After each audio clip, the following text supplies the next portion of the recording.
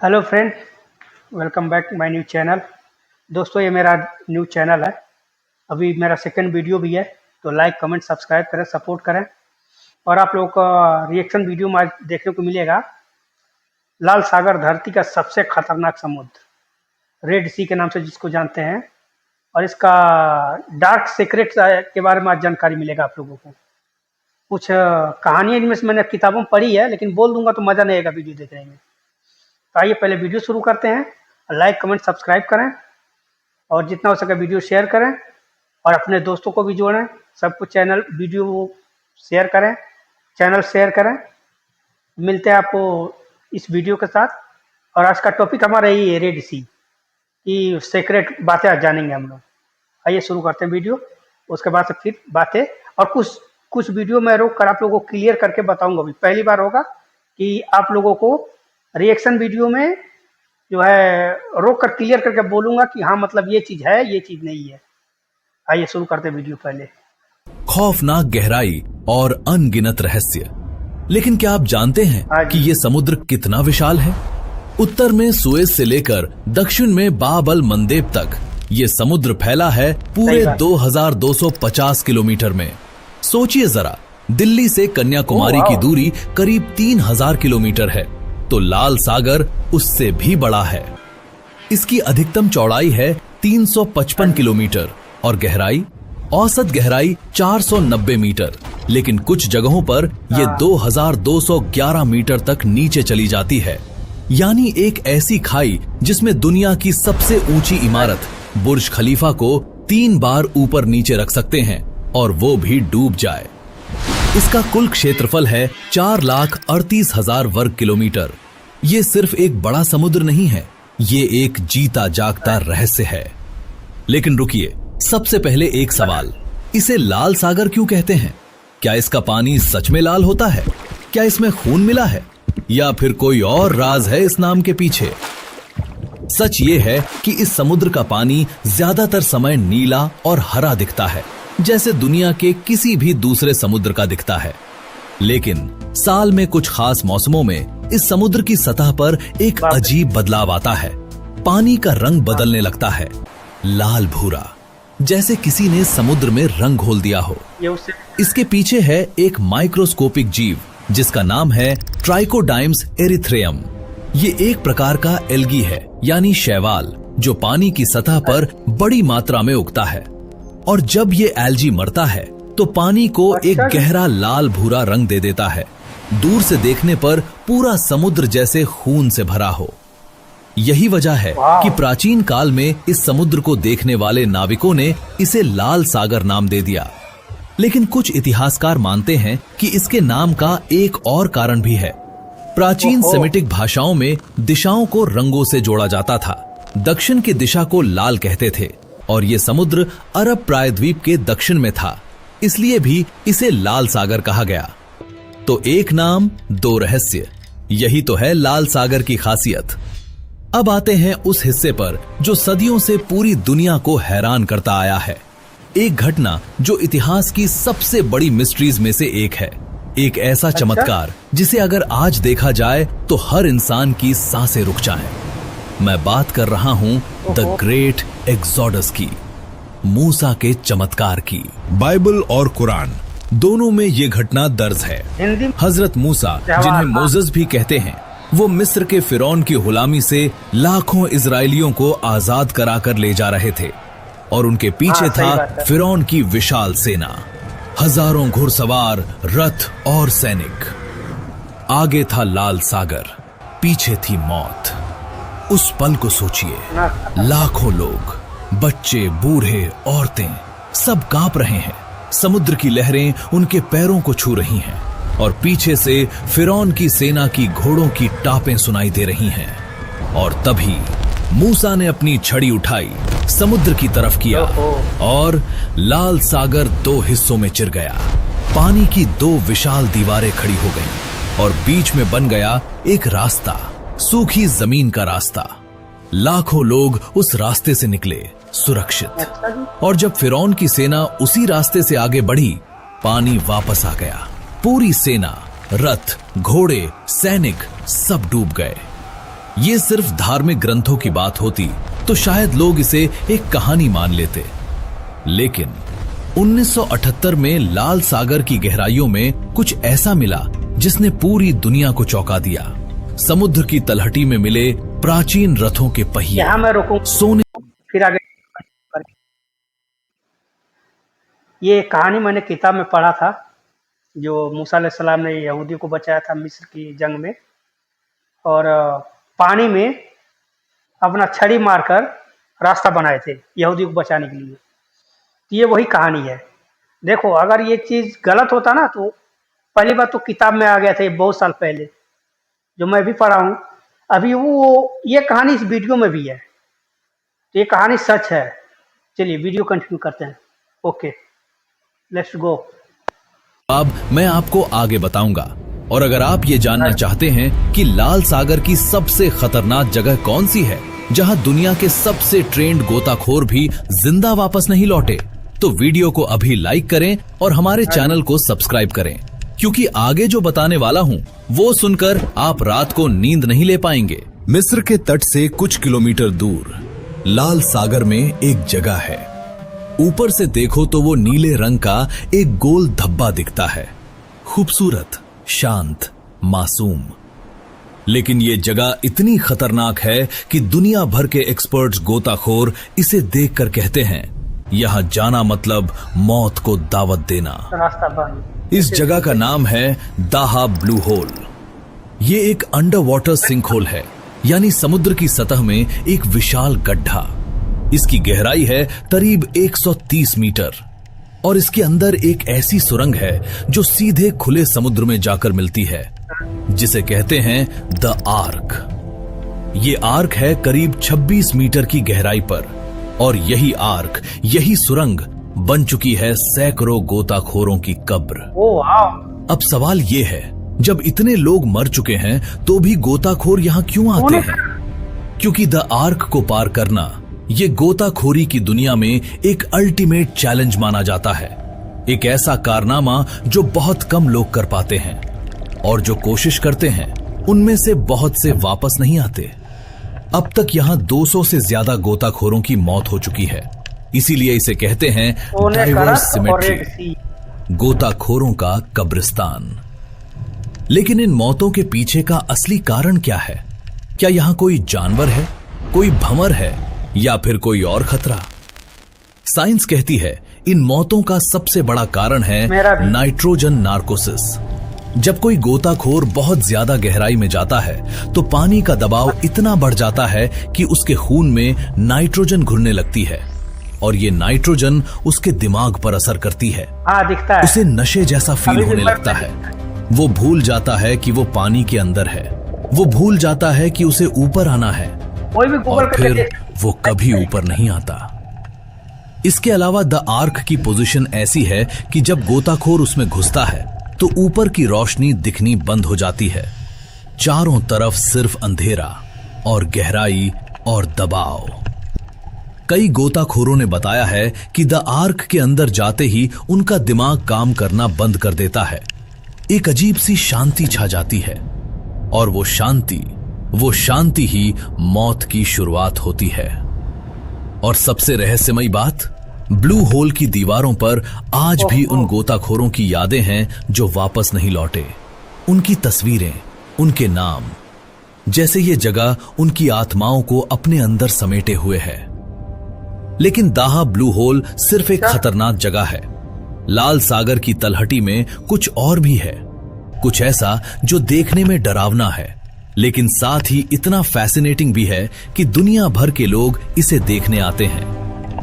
बात है लाल सागर के उन डूबे हुए जहाजों की जो आज भी समुद्र की गहराइयों में खड़े हैं, जैसे वक्त वहां थम गया हो। पहला नाम SS थिसलगॉम। साल था 1941। दूसरा विश्व युद्ध अपने चरम पर था। ब्रिटेन की ये विशाल कार्गो शिप थिसलगॉम लाल सागर से गुजर रही थी।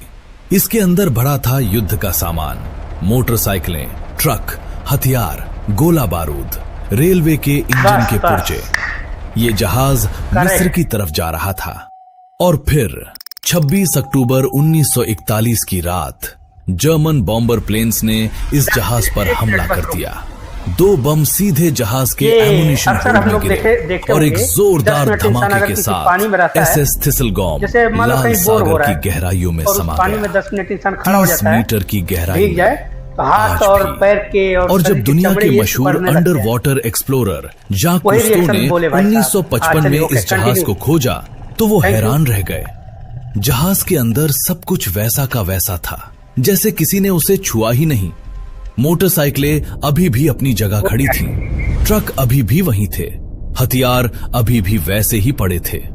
80 साल से ज्यादा वक्त बीत गया लेकिन वो जहाज आज भी वहीं है, समुद्र की गहराई में, एक गोस्ट म्यूजियम की तरह, जहां मछलियां मोटरसाइकिलों के बीच से गुजरती हैं, जहां कोरल ने पुराने हथियारों को अपने अंदर समेट लिया है, जहां वक्त आज भी 1941 में रुका हुआ है।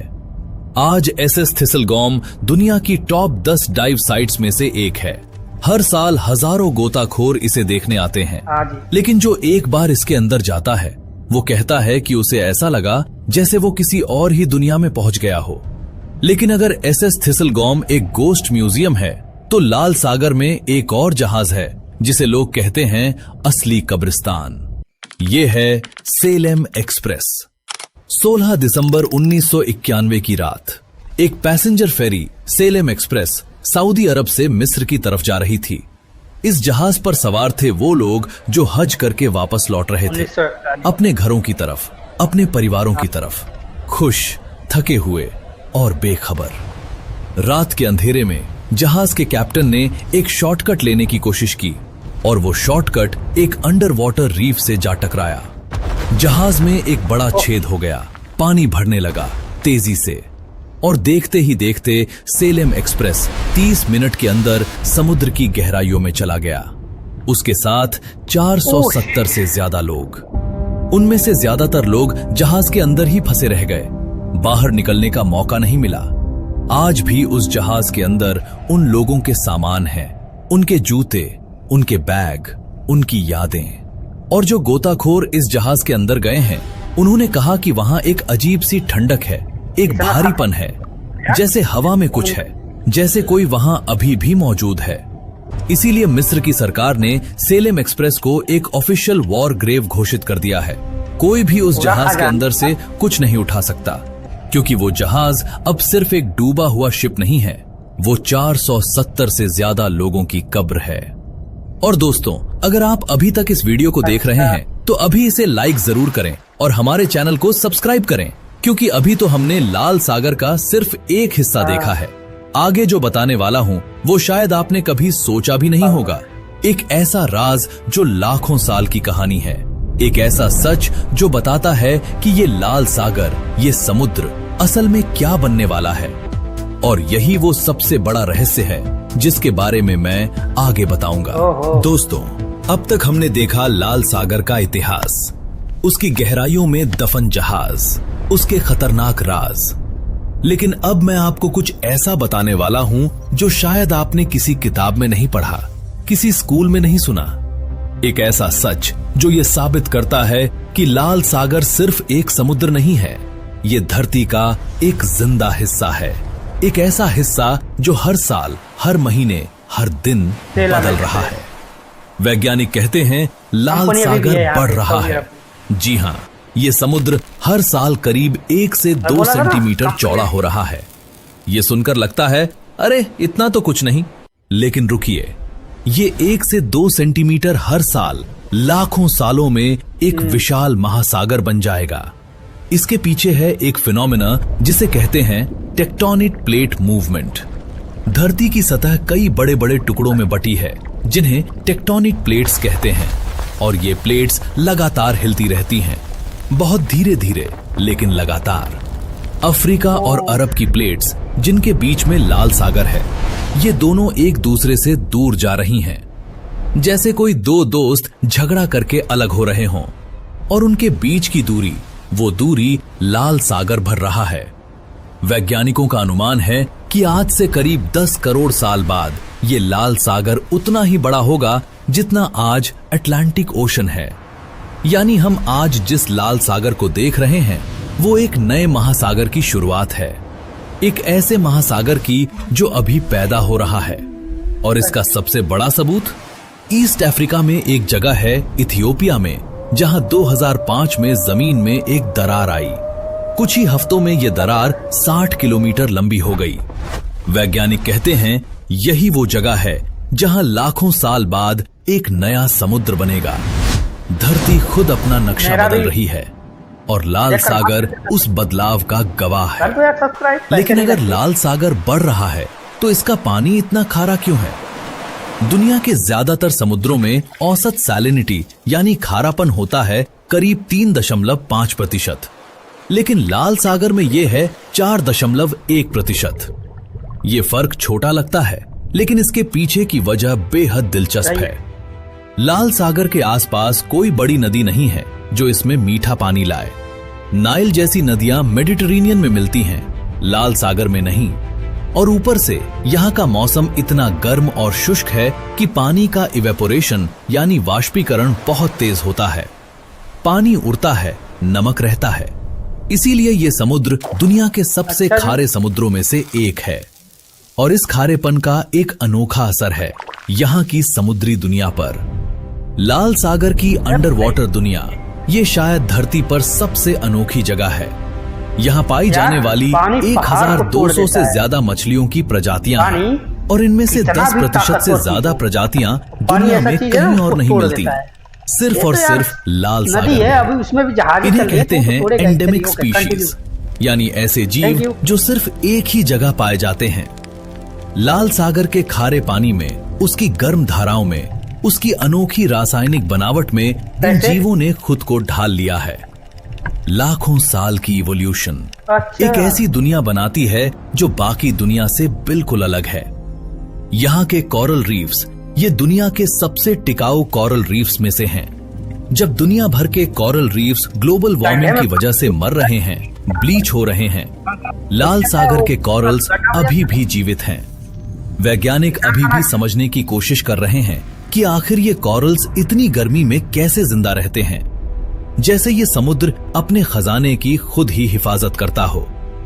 और अब वो सवाल जो मैंने इस पूरी कहानी की शुरुआत में आपसे पूछा था, मूसा का चमत्कार, लाल सागर का 2 हिस्सों में चिरना, क्या इसका कोई साइंटिफिक एक्सप्लेनेशन है? 2010 में national centre for atmospheric research के वैज्ञानिकों ने एक रिसर्च पब्लिश की। उन्होंने कंप्यूटर सिमुलेशन की मदद से यह साबित करने की कोशिश की कि क्या किसी नेचुरल फिनोमेना की वजह से लाल सागर का पानी 2 हिस्सों में हो सकता है। और उनका जवाब था हां। अगर एक बहुत तेज हवा करीब 100 किलोमीटर प्रति घंटे की रफ्तार से कई घंटों तक एक ही दिशा में चले तो पानी को एक तरफ धकेल सकती है और बीच में कुछ घंटों के लिए एक उथला रास्ता बन सकता है, एक ऐसा रास्ता जिस पर से लोग पैदल गुजर सकें। वैज्ञानिकों ने कैलकुलेट किया कि अगर ये विंड इवेंट हुआ होता तो रास्ता करीब 4 घंटे तक खुला रह सकता था और जैसे ही हवा रुकती पानी वापस उसी जगह भर जाता तेजी से।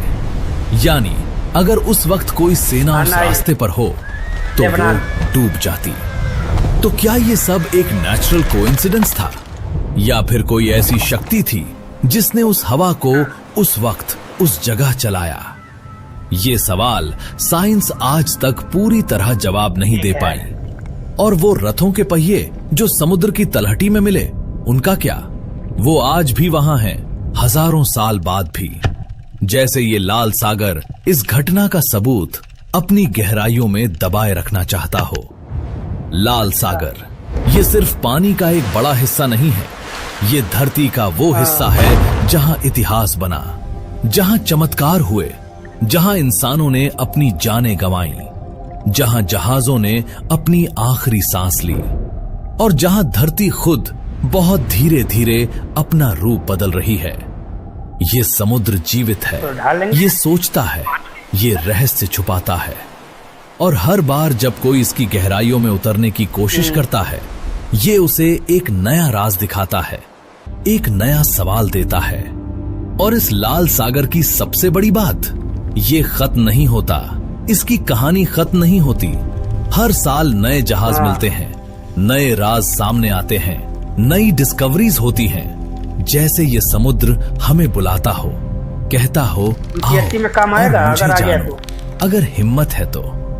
दोस्तों, इस पूरी कहानी में आपने जाना लाल सागर का विशाल आकार, उसके नाम का रहस्य, मूसा के चमत्कार का सच, दाहब ब्लू होल का खौफ, SS थिसलगॉम और सेलेम एक्सप्रेस की दर्दनाक दास्तान, और ये सच कि लाल सागर एक दिन एक नया महासागर बन जाएगा।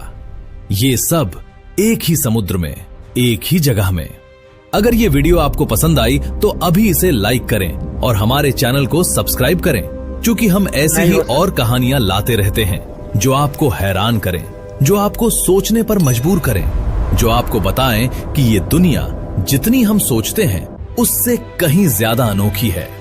और अगले वीडियो में हम एक ऐसी मिस्ट्री लेकर आ रहे हैं। अब आप लोग बताओ, इतना तेज हवा, मतलब फाइटर जेट होता है ना जो लड़ाकू विमान, उसका इंजन भी नहीं देगा, वो भी 4 घंटा। लाल सागर कितना बड़ा है, और ये इतिहास है हमारे। मैं ये किताबों में पढ़ा हूँ कि मूसा अलैहिस्सलाम ने जो छड़ी मार के यहूदियों को बचाया था, वो रास्ता लगभग 4 घंटे तक पानी अपनी जगह से हट गया था। ठीक, और ये भाई साहब बता रहे हैं कि इतना तेज हवा है, कहाँ से आएगा भाई? फाइटर जेट लगाओगे यहाँ से वहां तक 35 किलोमीटर 35 किलोमीटर, कितने फाइटर जेट लगा लोगे कि पानी 4 घंटा हटा रहे? ये नहीं हो सकता यार, गलत चीजों को मत दिखाया करो। हाँ चलो, ओके, सॉरी, कंटिन्यू। ये सब एक ही समुद्र में, एक ही जगह में। अगर ये वीडियो आपको पसंद आई तो अभी इसे लाइक करें और हमारे चैनल को सब्सक्राइब करें, क्योंकि हम ऐसी ही और कहानियां लाते रहते हैं जो आपको हैरान करें, जो आपको सोचने पर मजबूर करें, जो आपको बताएं कि ये दुनिया जितनी हम सोचते हैं उससे कहीं ज्यादा अनोखी है। और अगले वीडियो में हम एक ऐसी मिस्ट्री लेकर आ रहे हैं जिसके बारे में आपने शायद कभी सुना ही नहीं होगा। एक ऐसी जगह जो नक्शे पर तो है, लेकिन जहां जाने की हिम्मत आज तक किसी में नहीं हुई। एक ऐसा रहस्य जो सदियों से दफन है, और हम उसे आपके सामने खोलने वाले हैं। उस वीडियो को मिस मत करना। अभी चैनल को सब्सक्राइब करें और बेल आइकन दबाएं, ताकि जैसे ही वो वीडियो आए आपको सबसे पहले पता चले।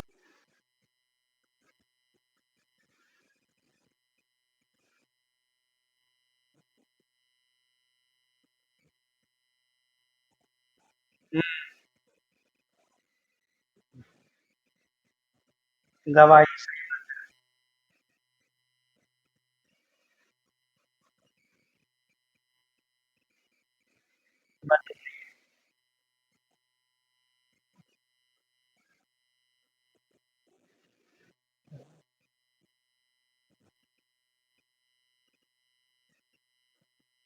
हम्म।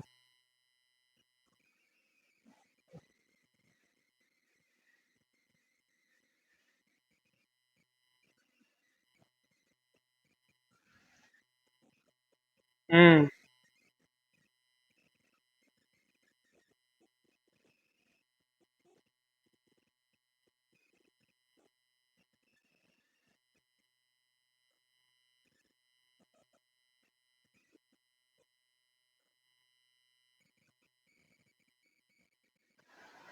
हाँ, तो ये भाई साहब थे हमारे। मैं चैनल लिंक जो है पेस्ट कर दूंगा, आप लोग भी देख लेना, और वीडियो आप लोगों को फुल मिलेगा। ये वीडियो है, आप लोगों को फुल दूंगा, वीडियो नहीं काट पीट करूंगा मैं। तो ये हमारे भाई साहब थे जो इतिहास बता रहे थे, और उसमें कुछ इतिहास की जानकारियों में कुछ कमियां था, जो मुझे लगा कि यार इस वीडियो पे तो रिएक्शन होना चाहिए, तो मैं बनाया, शूट किया वीडियो। और ये मेरा चैनल, लाइक कमेंट सब्सक्राइब करो।